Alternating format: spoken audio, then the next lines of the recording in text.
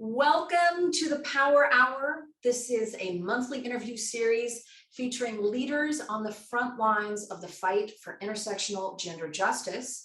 I'm Dr. Caroline Heldman, the Executive Director of the Representation Project and the Chair of the Department of Critical Theory and Social Justice at Occidental College. And I am thrilled to be joined today by my co-host, Sydney Corey. Sydney is a film professional with experience working at lots of different organizations, years of experience, including the Representation Project, also Film Independent and A24. And Sydney is currently working in documentary film development at Concordia Studios. Take it away, Sydney. Hi, everyone. As Caroline mentioned, this is an interview series that we have monthly that features extraordinary and influential change makers. And the purpose of the series is to bring the wisdom of activists and thought leaders to inspire you to take action. So we are joined by Christine Kunewa Walker. Thank you so much for joining me, and I hope I pronounced that right. Thank you. Perfect. So Christine, just a quick bio for everyone. Christine is a producer and president of New Globe Films and one of the original founders of Work Works, a production finance company based in Minneapolis. Walker is the former CEO and director of diversity initiatives of the Provincetown Film Society and Film Festival. Walker is also an award-winning producer of artist-driven independent film. And just to go through some of Christine's film credits, they include The Turin Horse by Hungarian auteur Bela Tar, which was recently awarded the Silver Bear Grand Jury Prize and the Freipressure International Press Prize of the 2011 Berlin Film Festival. Quite prestigious, long names, lots of awards. Also Darling Companion, directed by Lawrence Kasdan, starring Diane Keaton and Kevin Kline. The Convincer with Greg Kinnear, Alan Arkin, and Billy Crudup.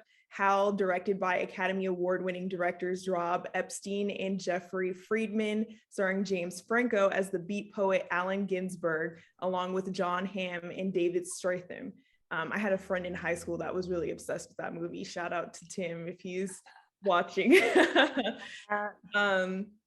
Also, Christine co-wrote and produced Older Than America, starring Adam Beach and Bradley Cooper.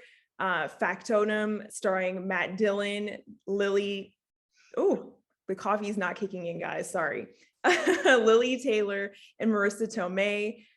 She line produced the Academy Award nominated American Splendor. The film garnered more than 32 international awards. Walker also worked as a production supervisor on the Chris Rock film Head of State, starring Chris Rock and Bernie Mac. Prior to producing, Walker was the founding director of the Minnesota Blockbuster Development Fund, which earned national recognition for its innovative support for independent filmmakers and independence in flight, the first program of its kind that programmed independent films in international flights. So thank you so much, Christine, for joining us. We're just gonna for reminding me about my career, because it's been It's impressive, my goodness. Very, yes. So kind of jumping off of that, can you tell us a bit about your life story? You had an unusual path in terms of filmmaking. Like, how did you break into the industry? What challenges did you face as a woman of color, an Indigenous woman, a mother, all of that breaking into Hollywood? Oh, wow, that's a lot. And I will try to answer that. But first of all, I want to thank you both for continuing with this conversation about women, gender justice. We're still in a pandemic. Democracy is in peril. We are facing an unprecedented time of economic insecurity. And we all know that women suffer the fallout from many of these dire times, and yet more often than not, people don't want to talk about gender issues at these times in our lives. So I really appreciate that you are continuing the conversation. It's more important now than ever, so thank you. And then in terms of my path, I came from a multicultural upbringing where my father was Indigenous Hawaiian and my mother a German immigrant, and they converted to Mormonism in their respective places. And through their conversion, they were helped in coming to the United States where they could pursue better lives. My dad was leaving poverty and my mom leaving war-torn Germany. And so for them, America offered education, so much opportunity, but with that came a sense of, having to conform and having to conform within a very strict doctrine of a church that's very conservative. Interestingly, my grandfather actually was a film producer in Germany before, during, and after the war, and so he made me excited about film, and I would talk to him about his career, but he wasn't a working producer at the time when I was a young girl. And so the idea of filmmaking was just some kind of dream that happened somewhere other than where I lived. Also, the Mormon religion, or the conservative values of the Mormon people, did not really condone, one, working outside of the home for women, but also working in an industry that was considered to be of lower moral values. So in order for me to pursue filmmaking, I had to sort of denounce my faith, actually. And I did that when I was in college, because by the time I got into college, I just really, the one thing that I loved going to see were films.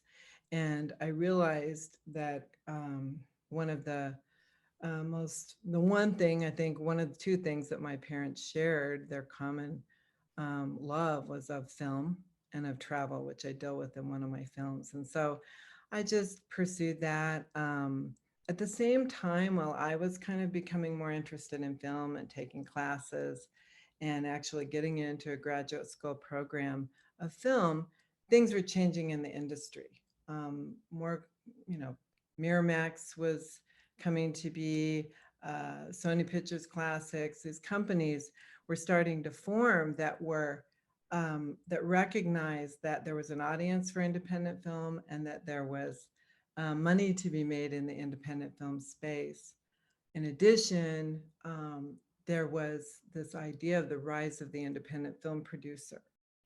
And I had, I love film. I love talking about it.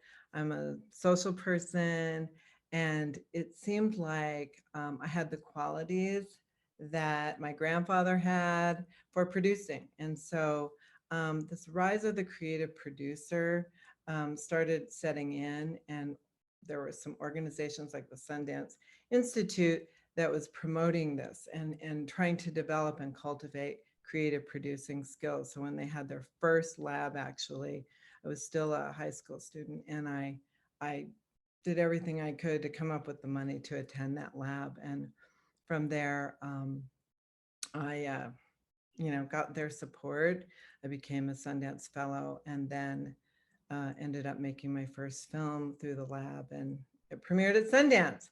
But personally, I just loved film, and I wanted to make films, and I did anything that it took. I put myself in every position that I could put myself in, where I could be around working on films and doing whatever it took to be in that arena. So that's what happened. And then the challenges that you talk about, or that you ask about, most of them were personal. I mean, I was a mother. I have had children over the years. My home base was not in Los Angeles or New York. And so that was a challenge.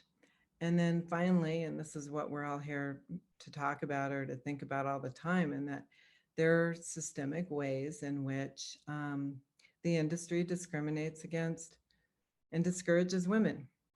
And,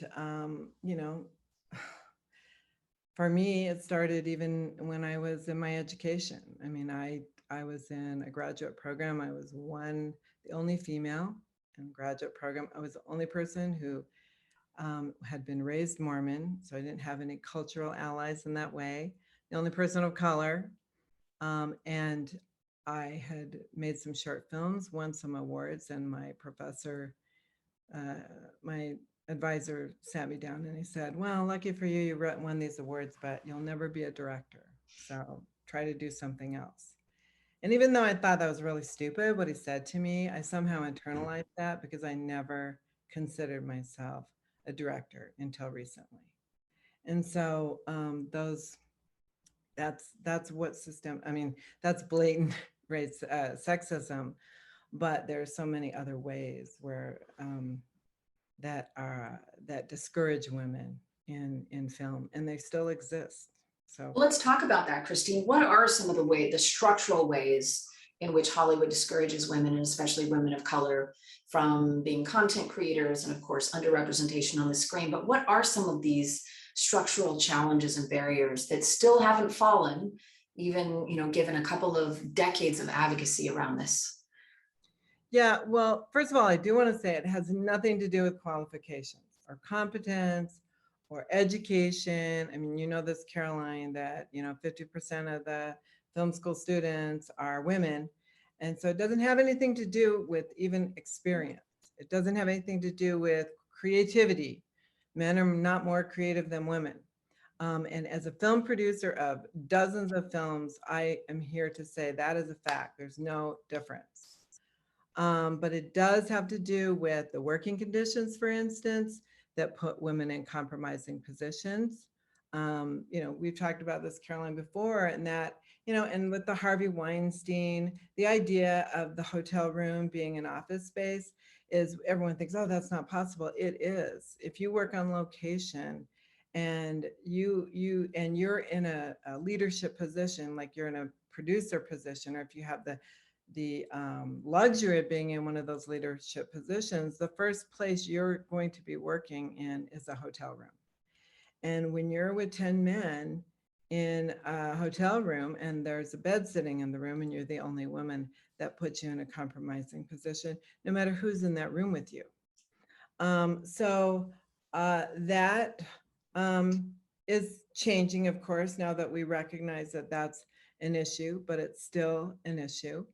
I think it has to do with lack of support for women as caregivers who are in the industry. I mean, even Sean Hayter, who stood up and got her Academy Award for Coda, said, I couldn't have done this without my husband. It's so hard to be a director when when you have children. And and the life of a director is a little bit different because you're on the road. It's not like you're working in a corporate office or something. You're on the road many times when you're shooting on location. You don't have HR looking over your shoulder and you don't even know if there's an HR person to go to on some of these films. And so when you have to deal with family issues and you are retaliated against, who do you go to talk about that? Nobody. So there's not much accommodation for people women who are taking care of children, who are having children, but are also who are caregivers for their elderly parents, for instance.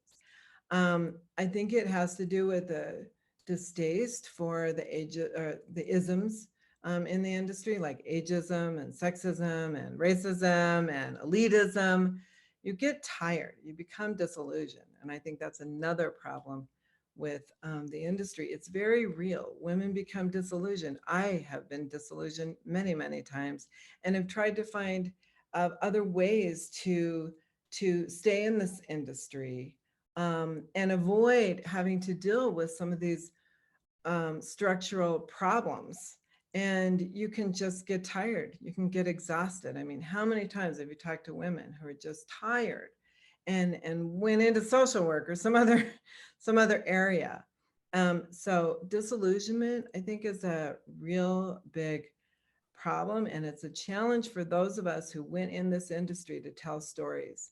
And I've worked 20 some odd years in this industry, and now I'm looking around saying, I worked so hard work so hard to work in this industry. And the stories and the cultural narrative that I'm seeing out there don't reflect who I am, don't reflect my experience. And I'm tired of that. And so that's part of it. And one last thing I think is that we don't know how to talk about these issues. This is a progressive industry, Yeah. and it's very difficult to come up with ways to talk to people who think they're progressive and yet are in charge of a system that is discriminatory towards women or other, you know, underrepresented communities. And that's why, again, what you're doing is really important. We need to be able to talk about this and find a language so that we can, and where people feel safe, even people who disagree with us feel safe to talk about what they're afraid of. Why are you afraid of women in these positions? And we need to be disciplined enough to hear them and to hear them with compassion. And that is something that I'm working really hard on, because I have not had compassion for people who disagree with me about these issues. But we're not going to get anywhere unless we are able to talk about that. It is amazing to me that Hollywood does think of itself as a very progressive industry. And it's certainly, I would argue, the one that has the most impact in creating our cultural norms and values, right? It just does. And it's not a monolith, it's lots of different industries within this one. But its hiring practices really do look like the 1950s. It looks like pre-civil rights. It looks like, I mean, when you look at who's in positions of leadership and how hard the industry has fought to maintain its ability to have outdated hiring practices. But shifting gears here, you talked about representation and not seeing stories that resonate with you as much as you would like. And of course, moving more diverse content creators in terms of race, gender, sexuality, ability, body size, et cetera. The more we get people behind the scenes, we know that that's connected to what's on the screen. You made a film about a decade ago called Older Than America, right? Yeah. And it tells the story of the cultural genocide of the Indian boarding schools.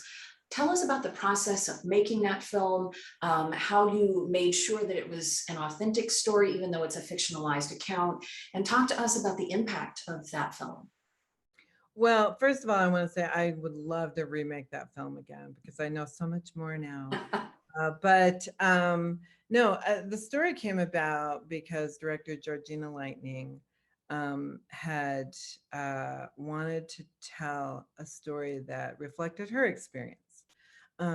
She had this experience where she tried to commit suicide. Native American director who was raised, Cree Indian filmmaker who was raised on a reservation. And she had this bout of depression, tried to commit suicide. Thank God she survived, and started trying to understand how she got to this point of depression.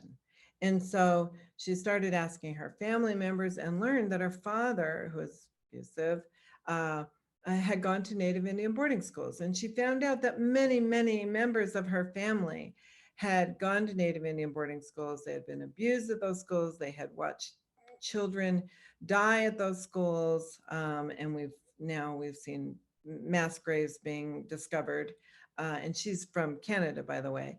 And she wanted to tell a story about the impact of the cultural genocide that had happened decades before to her family members, the impact on her life and on those who are, Native Americans who are trying to live in this day.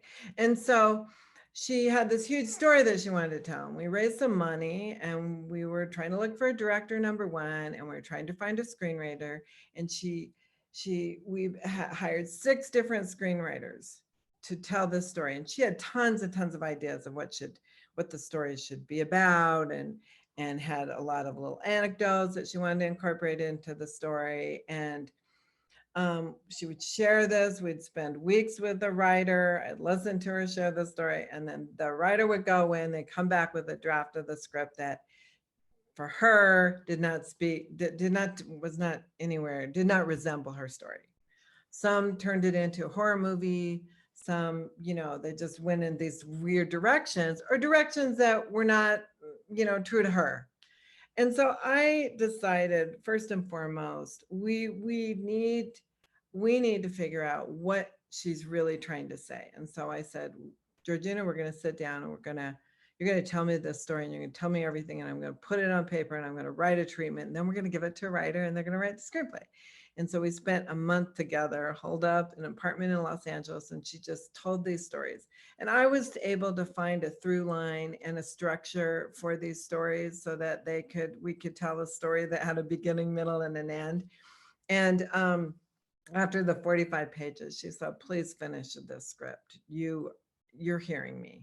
And so that's what happened. Now, I will say that it was a challenge for me, even coming from, being an Indigenous Hawaiian, and I understood this story to a certain extent at my core, but it was still very challenging for me because she was very, very angry. And she, angry about these atrocities, angry about the impact on her family. And she was angry at the Catholic Church, which, in our story, the kids are in a Catholic boarding school. And so I remember just telling her, like, we got to tone it down. We got to pull it back on, people are not going to like this film if they feel like, if they don't want to, if they feel like they're being challenged or, and so she insisted. So we just went ahead. We made the film. And first of all, I ended up writing the script. When we sent out the script, I was really gratified to know that other people were responding to it. We got some of the top Native Indian actors, Tantu Cardinal, Adam Beach, to be in the film, Dennis Banks, to be in the film. And then Bradley Cooper read it. And I was saying earlier that he read it on a Thursday and he showed up to be in his first scene on a Tuesday. And so I asked him when he showed up, it's like, what made you want to do this script? And he's like, first of all, I love the script, but I also wanted to be part of a story that I haven't seen told yet. So that was that experience. And we saw they've shown the film quite a bit over the years. And Georgina has spoken many times about the stories. And when we talk about authenticity, I think that what makes it truly authentic is that it really is authentic to her experience. And it might not have been my experience at the time. I might not have had that amount of anger, but it was real and it's totally justified, obviously. And we showed the film in 2019, right before the pandemic, at the Walker Arts Center. And I remember watching it again, and I'm like, this film is more relevant now than it was even back when we made it.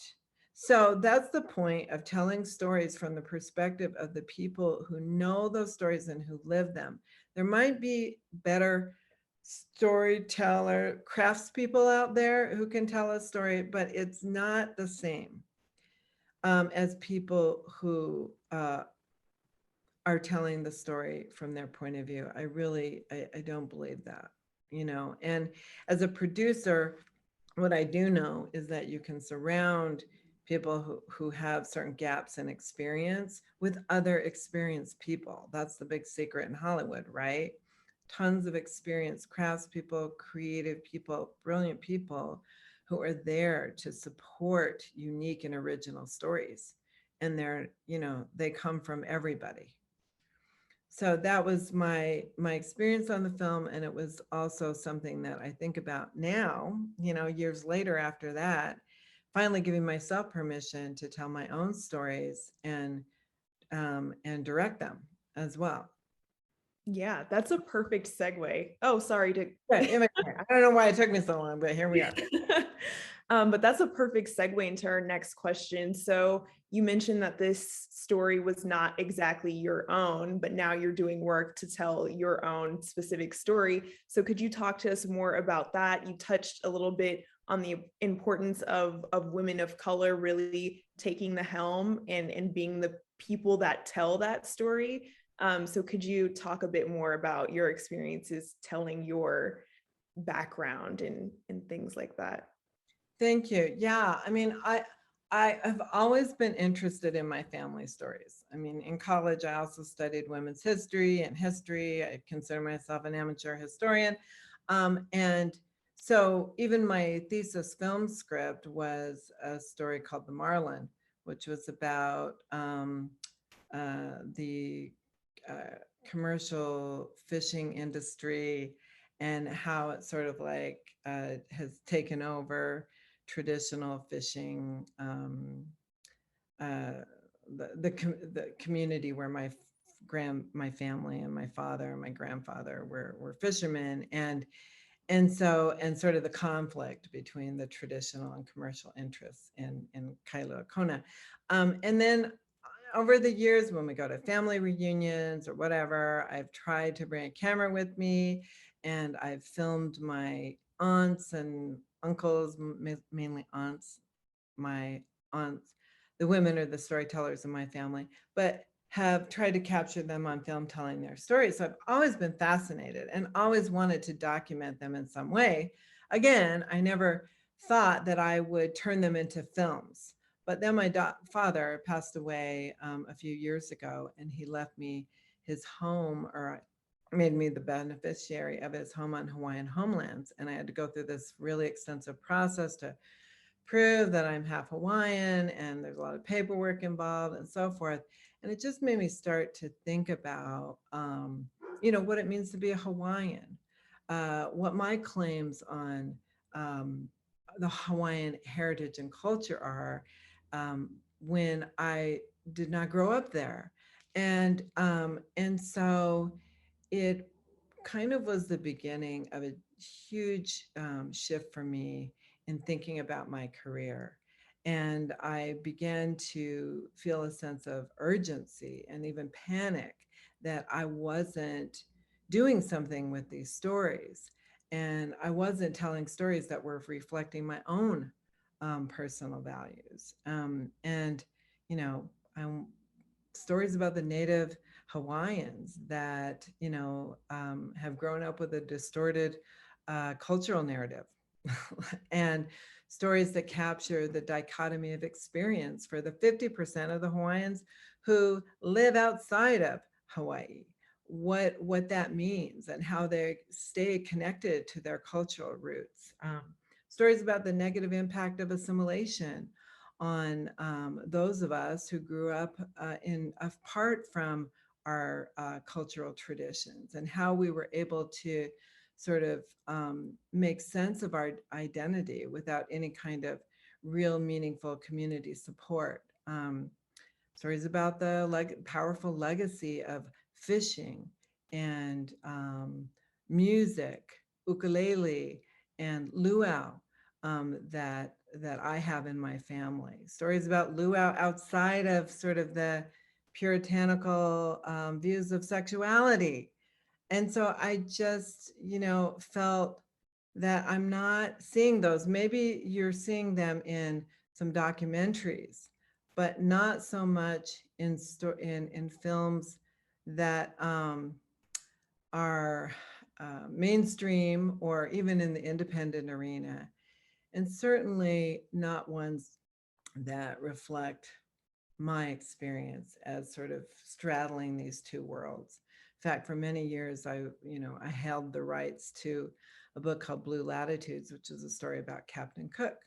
And for me, Captain Cook is really fascinating because he is, he was the point of first contact. He represents that European, um, you know, side of me, which is also part of my experience. And so I wanted to tell those stories, and I feel a sense of urgency about that. And so I started putting these stories in screenwriting form.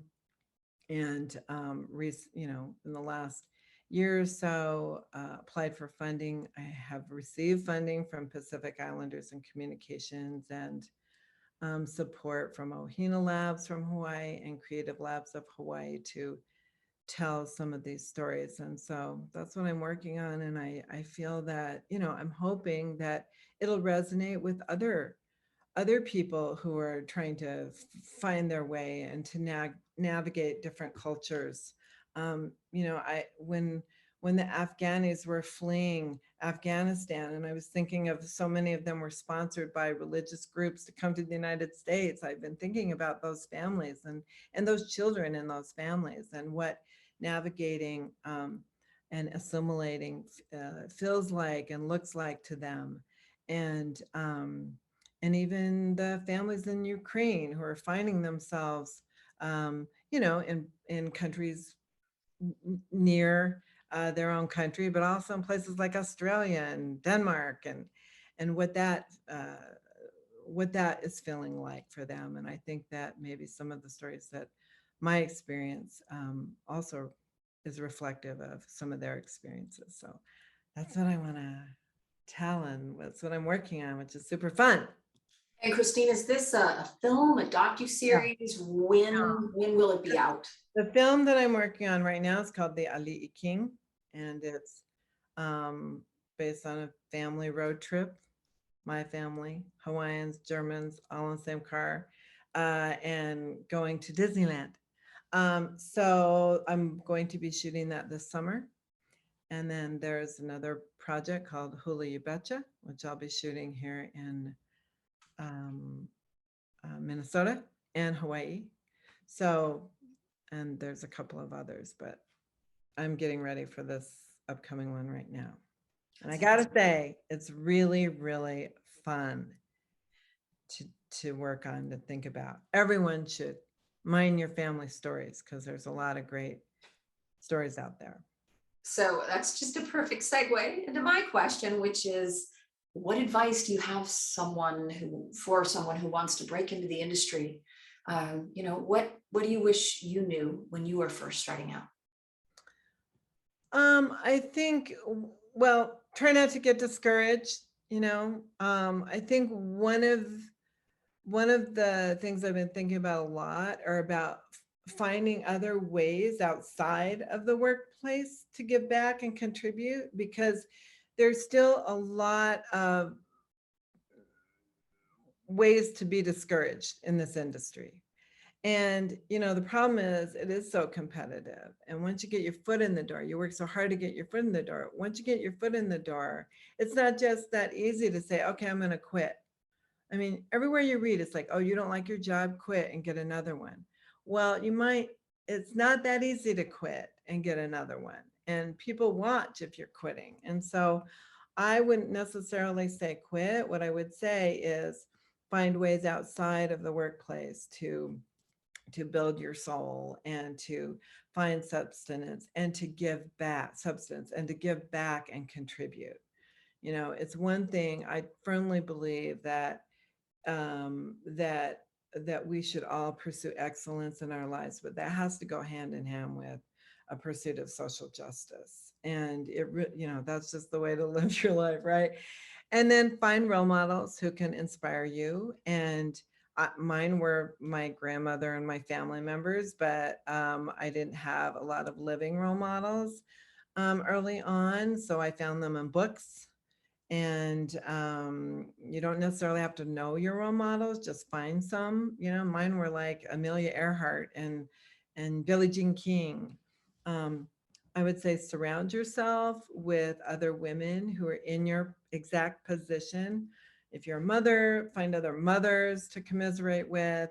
If you're in a CEO position, find other CEOs with whom you can share your worst fears, especially because you can't share that with other people. And these people can help you problem solve and not judge. And then also, and this may sound goofy, but I have really been a proponent of meditation for almost 14 years.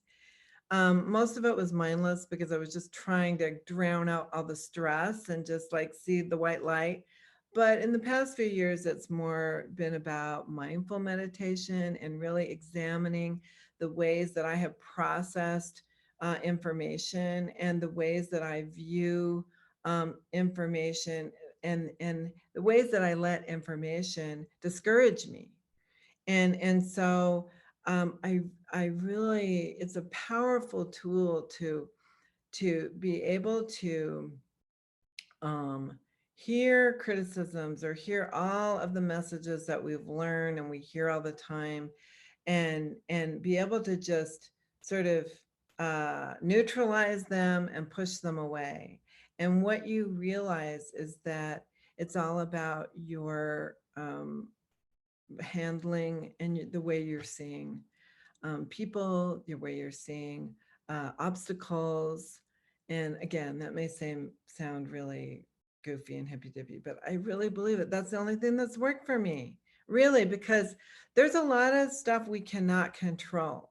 We really can't control racism. We can't control discrimination. I mean, we can within our own little sphere of influence, and hopefully we get to have a huge sphere of influence where we can make a big, huge impact. But at the end of the day, we can only control how we look at it. And I would never have said this before now, but I think it's really important for us to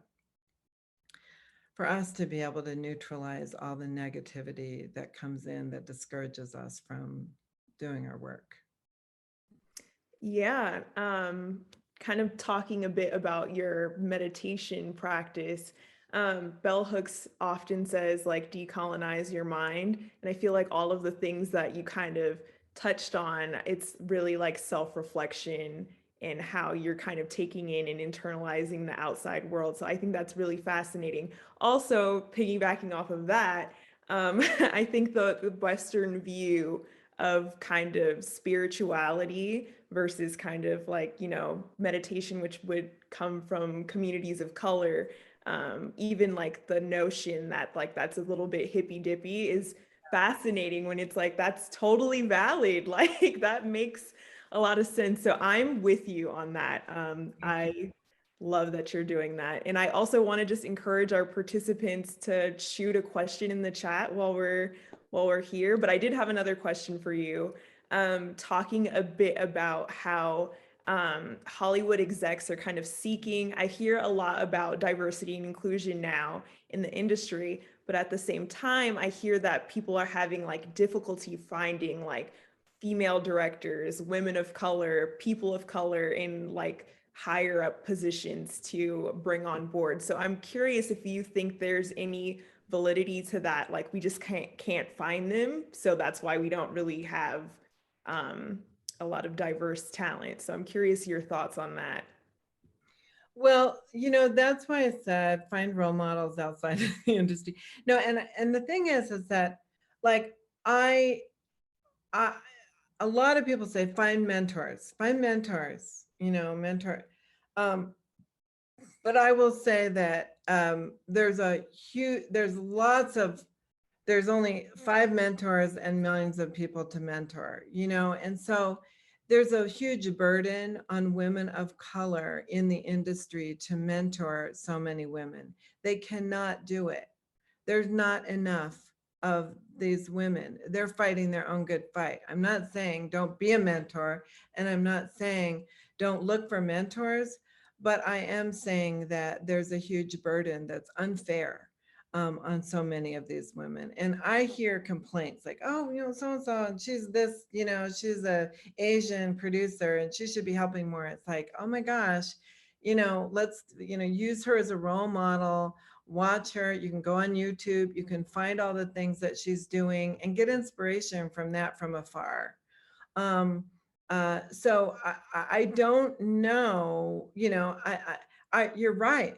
There are not enough people to mentor. There are not enough women in these positions to mentor, and those women have a heavy burden to bear. And I find I hear from so many people that they're disappointed by these mentors. And so find mentors outside maybe of the industry.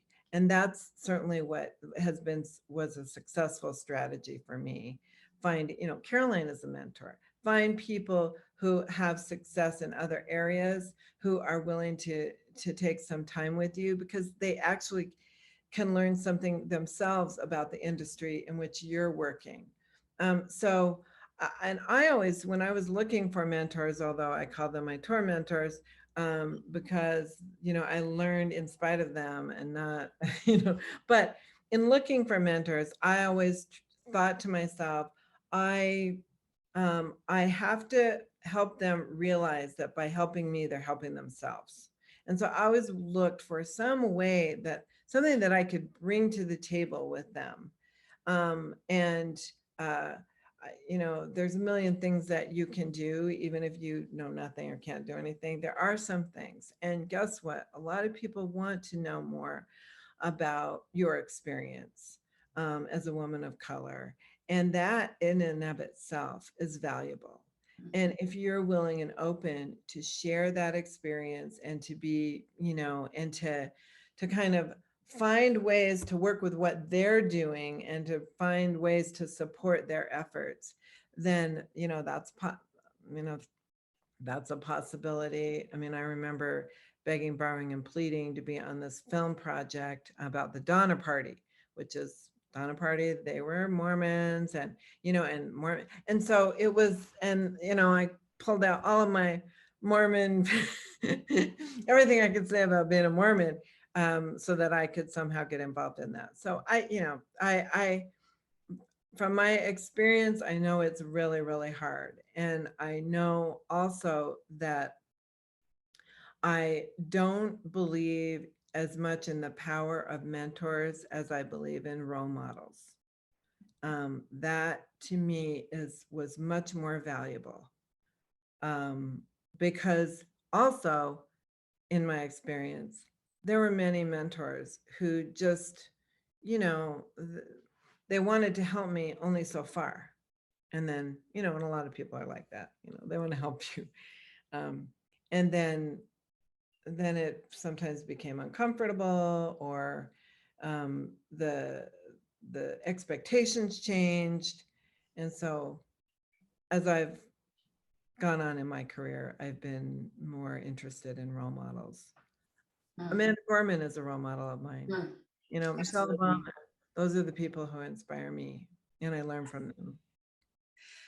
Question from Daryl. You mentioned that you wanted to remake one of your earlier films. Can you talk about the process of incorporating things you learned from past projects into future projects? And I'll piggyback on this. Like, what is it like technically, content-wise, process-wise?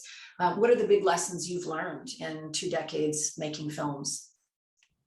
Okay, I'm gonna say this and be really truthful, and then you're gonna go, she was a terrible producer. What I learned was the value of time to vet ideas, and to really think through, and to, you know, bring a group together and have them read the script and figure out what they're not understanding, because guess what, that always ends up on the screen, and the audience will not, you know, if the audience doesn't understand it when they're hearing your script, they're not going to understand it when you get it on the screen. So I was in the position as a producer where, you know, once we've finished the development process and we have the money and the train is leaving the station, then it's all about just like, let's just get this done. Make sure we keep it on time and all that stuff. And I didn't respect the value of, you know, putting all the time and energy that you need to have a good script, a well-done script, a script that everyone can sign up for, but then giving yourself even more time to sort of play with the script, creatively vet some of the ideas, think about different ways actors can interpret scenes, think about different ways that a scene can go, and really giving yourself time to explore that. I am, and I don't, you know, the filmmaking process is not overly conducive for that, and especially independent filmmaking. So that's what I would do. I would give myself a lot more time to really understand what it is we're saying, and if we're communicating exactly what we want to say.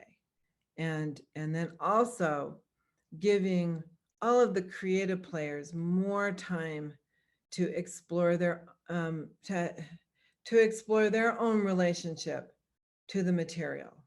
That's really hard to do. It's hard for directors. It's hard for, you know, producers if you just want to focus in on, you know, one person's creative vision. But I'm more interested now in, more than just a 3-act structure, more than just telling a story and people being satisfied. I'm interested in like bigger ideas and taking some time with that.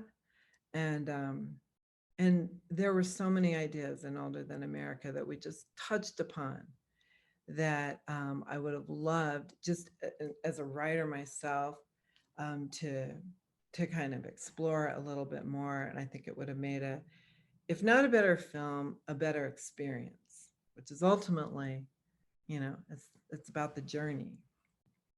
So yeah. That's, oh, that's actually perfect. So you talked a bit about what you would change in your filmmaking process. And we have a question that we always ask our guests. So if you had a magic wand, what would you change about the world in order to improve gender justice? Okay. Well, I'll say 2 things. 50%, 50% quality, equity, and in all opportunities, which we know. But I would change the golden rule from do unto others as you would have them do unto you. I would change it to make sure that everything you do has integrity. Doing unto others doesn't attach a value. And I just don't go by that. I feel like I'm a spiritual person, and I respect people's religious life, but I don't ascribe to the golden rule. I think we need to have some value attached and integrity, a value attached to what we do. And I think if we did that, and if everyone looked at their actions and thought about them in terms of actions of integrity, I think we would have more gender justice.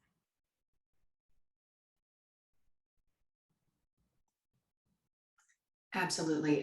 Christine, this has been an incredible conversation. Just listening to your creative process, the importance of elevating your story, the story of Indigenous folks, and how you've really pushed ahead in the industry. It's super inspiring and informative.